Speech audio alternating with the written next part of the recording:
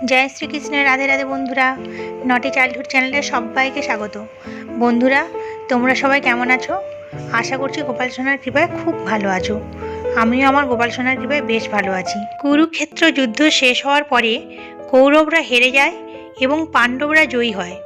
पांडवरा हस्तिनापुरे 36 बछरेरও बेशी समय धरे शासन करे।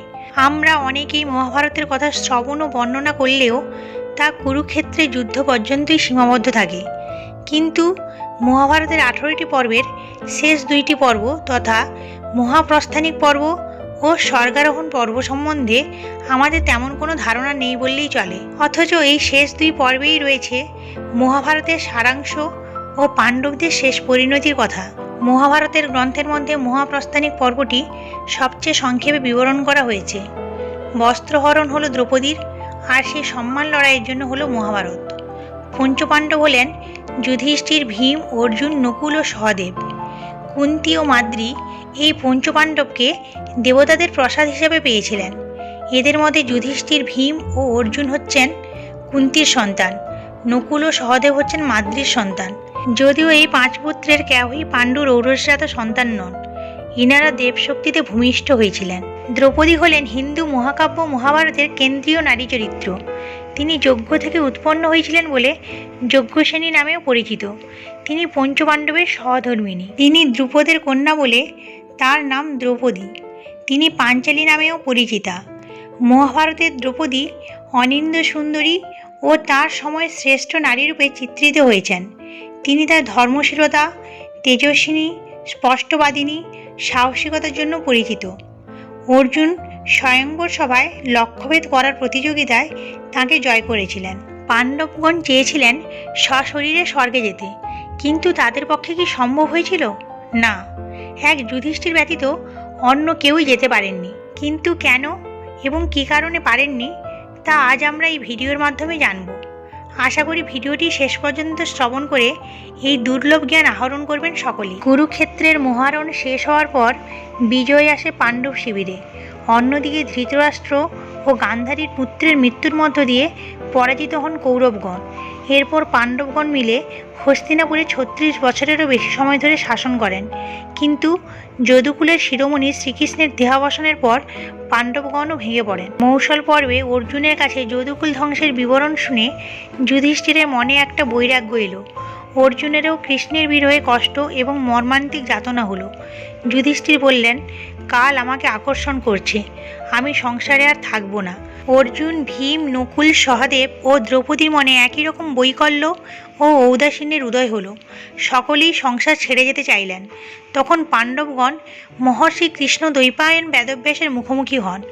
ঋষি বেদব্যাস যুধিষ্ঠির ও তার ভাইদের রাজ্য ত্যাগ করে প্রস্থান করতে বলেন, কারণ তারা যে উদ্দেশ্যে পৃথিবীতে এসেছিলেন তা ইতিমধ্যেই পূর্ণ হয়েছে। তিনি পাণ্ডবদেরকে সিংহাসন ত্যাগ করে বানপ্রস্থের পথ অবলম্বন করার পরামর্শ দেন। বানপ্রস্থ হচ্ছে সাংসারিক বন্ধন থেকে মুক্ত হয়ে আধ্যাত্মিক পথে অগ্রসর হওয়ার বৈদিক প্রক্রিয়া, যেখানে পাণ্ডবরা নিজেদের রাজ্য ত্যাগ করে স্বর্গযাত্রার জন্য প্রস্থান করেছিলেন। এই সময় তারা সুযোগ বুঝে পরীক্ষিতকে হস্তিনাপুরের সিংহাসনে বসিয়ে যজ্ঞ করে অগ্নিকৃত্য শেষ করে ব্রাহ্মণ ভোজন করিয়ে সম্পত্তি দান করে বনবাসের বেশ ধারণ করে তারা পরিব্রাজ্য নিলেন। এরপর সকলের সমবেত প্রজাদের নিষেধ ও ক্রন্দন উপেক্ষা করে বেরিয়ে পড়লেন। এমন সময় একটি কুকুরও তাদের পথ থেকে সঙ্গ নিল। তারা বহু দেশ ঘুরে লোহিত সাগরের তীরে উপস্থিত হলেন। অর্জুন আসক্তিবশত গাণ্ডীব ধনু ও অক্ষয় তুন যুগল সঙ্গে করে নিয়ে এসেছিলেন। এতে অগ্নিদেব মূর্তিমান হয়ে সেগুলো বরুণদেবকে ফেরত দিতে বলেন। অর্জুন তাই ধনু ও তুন লোহিত সাগরের জলে নিক্ষেপ করলেন। পৃথিবীর প্রদক্ষিণের ইচ্ছায় তারা প্রথমে দক্ষিণে গেলেন। এরপর লবণ সমুদ্রের পশ্চিম দিকে গিয়ে সাগর প্লাবিত দ্বারকানগরী দেখে উত্তর দিকে চললেন পাণ্ডবগণ। বালুকার্ণব ও মেরু পর্বত দর্শন করে যোগযুক্ত হয়ে দ্রুত চলতে লাগলেন। পাণ্ডবরা বিশ্বাস করতেন যে তারা ছিলেন আদর্শ শাসক, সত্যের ধারক, ধর্মযোদ্ধা, পিতামাতার আদর্শ সন্তান, নিষ্ঠার সাথে ধর্মের পথ অনুসরণকারী এবং তাদের উপর অর্পিত দায়িত্বের যথাযথভাবে পালনকারী, তাই তারা সশরীরে স্বর্গে যেতে পারবেন। তারপর তারা হিমালয় পর্বত পরিদর্শন করেন, যে পর্বতের চূড়া স্বর্গের প্রবেশদ্বার বলে মনে করা হয়। তারা স্বর্গে পৌঁছানোর জন্য সেই পর্বত দিয়ে আরোহণ করার সময় সহসা দ্রৌপদী যোগভ্রষ্টা হয়ে ভূপতিত হন। দ্রৌপদীর এহেন হঠাৎ দেহাবসানের ফলে পাণ্ডবগণ অত্যন্ত হতাশ হয়ে পড়লেন। যেহেতু পঞ্চপাণ্ডবের মধ্যে যুধিষ্ঠির জ্ঞান ও ধর্মের প্রতিভূ ছিলেন, তাই ভগ্ন হৃদয় ভীম যুধিষ্ঠিরের কাছে প্রশ্ন করেছিলেন, দ্রৌপদীর এহেন অন্তর্ধানের কারণ কি? যুধিষ্ঠির উত্তর দিয়েছিলেন, দ্রৌপদী পঞ্চপাণ্ডবের স্ত্রী হওয়ার সুবাদে সবাইকে সমান প্রেম প্রদান করার কথা ছিল, কিন্তু তিনি মনে মনে অর্জুনের প্রতি বিশেষভাবে অনুরক্ত ছিলেন এবং অর্জুনের প্রতি তার ভালোবাসা ছিল অন্য সবার থেকে আলাদা ও বেশি। এই কারণে তিনি সশরীরে স্বর্গে যাওয়ার উপযুক্ত নন। দ্রৌপদীর মৃত্যুশোক কাটিয়ে আবার যাত্রা শুরু করলেন পঞ্চপাণ্ডবগণ, কিন্তু আবার বিপত্তি। এবার কনিষ্ঠ পাণ্ডব সহদেব মাটিতে পড়ে গেলেন এবং দেহত্যাগ করলেন। ভীম আবারও প্রশ্ন করলেন তাদের জ্যেষ্ঠ ভ্রাতা যুধিষ্ঠিরকে, সহদেবের মৃত্যুর কারণ কি? উত্তরে যুধিষ্ঠির বলেন, সহদেব ভাবতেন তার চেয়ে বিজ্ঞ আর কেউ নেই। তিনি তার জ্ঞান নিয়ে খুব গর্ব করতেন এবং কেউই তার মনে গর্ব বা অহংকার নিয়ে স্বর্গে প্রবেশ করতে পারে না। এর কিছুক্ষণ পর নকুলও পড়ে যান। ভীমের প্রশ্নে আবারও উত্তর দিলেন ধর্মপুত্র যুধিষ্ঠির। নকুল তার রূপ নিয়ে খুবই গর্ব করতেন। তিনি মনে করতেন তাঁর তুল্য রূপবান আর কেউ নেই।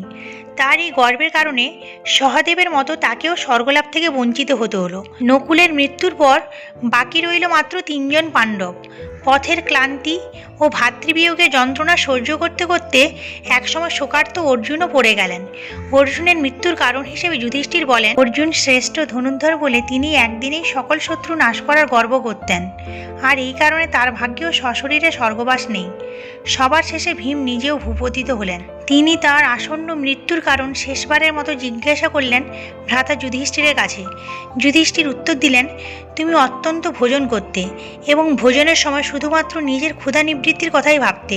অন্য কারোর ক্ষুধা তোমার কখনোই দৃষ্টিগোচর হয়নি। এছাড়াও তুমি অন্যের বল না জেনেই নিজের বলের গর্ব করতে। নিজে অধিক শক্তিশালী হওয়া সত্ত্বেও অন্যের সামর্থ্যকে সম্মান করা আমাদের সকলেরই কর্তব্য।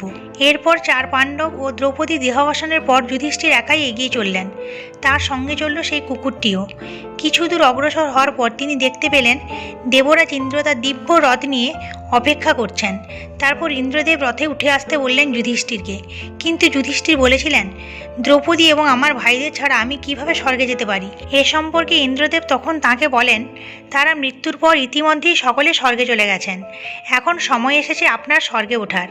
এরপর যুধিষ্ঠির স্বর্গে যেতে রাজি হন এবং তার সাথে কুকুরটিকেও নিয়ে যেতে চান, কিন্তু ইন্দ্রদেব যুধিষ্ঠিরকে বলেন যে তিনি কুকুরসহ স্বর্গে প্রবেশ করতে পারবেন না। কিন্তু যুধিষ্ঠির ছিলেন ধর্মপরায়ণ, তাই তিনি ইন্দ্রদেবকে বলেন, ভক্তকে ছাড়া স্বর্গে প্রবেশ করলে তার পাপ হবে, তাই তিনি ভক্তকে ত্যাগ করবেন না। এই শুনে ধর্মদেবতা কুকুরের রূপ পরিত্যাগ করে নিজ রূপ ধরে যুধিষ্ঠিরকে বলেন যে, যুধিষ্ঠির তোমার সমান স্বর্গে কেউ নেই। এরপর যুধিষ্ঠির স্বর্গে প্রবেশ করে তার ভাইদের দেখতে চাইলেন। দেবদূতেরা তাকে বললেন তার ভাইয়েরা এখানে নেই। তখন তার কারণ জিজ্ঞাসা করলে দেবদূতেরা তাকে নরকে নিয়ে যান। সেখানে তার ভাইদের দেখতে পান। নরকের দুঃসহ যন্ত্রণা, উৎকট পুঁতিগন্ধ, নানা রকম উৎপীড়নের কাতরোক্তি, এসব দেখে কাতর হলেন যুধিষ্ঠির। এই সময় ইন্দ্রদেব বলেন, যুধিষ্ঠির অশ্বত্থামার মৃত্যু সংবাদ নিয়ে দ্রোণাচার্যকে একটি মিথ্যে কথা বলেছিলেন, তাই তাকে কৌশলে নরক দর্শন করানো হলো। এরপর যুধিষ্ঠির তার ভাইদের সাথে স্বর্গে প্রবেশ করেন। আজকের মতো এখানেই শেষ করছি বন্ধুরা। নতুন ভিডিও নিয়ে আবার পরে দেখা হবে। যদি আমার এই ভিডিওটি তোমাদের ভালো লেগে থাকে তাহলে লাইক দিয়ে আমার চ্যানেলটি সাবস্ক্রাইব করে দিও। আমার গোপালের কাছে প্রার্থনা জানাই তোমরা সর্বদা ভালো থাকো, সুস্থ থাকো এবং সর্বদা হরিনাম জপ করতে থাকো। জয় শ্রীকৃষ্ণ। রাধে রাধে।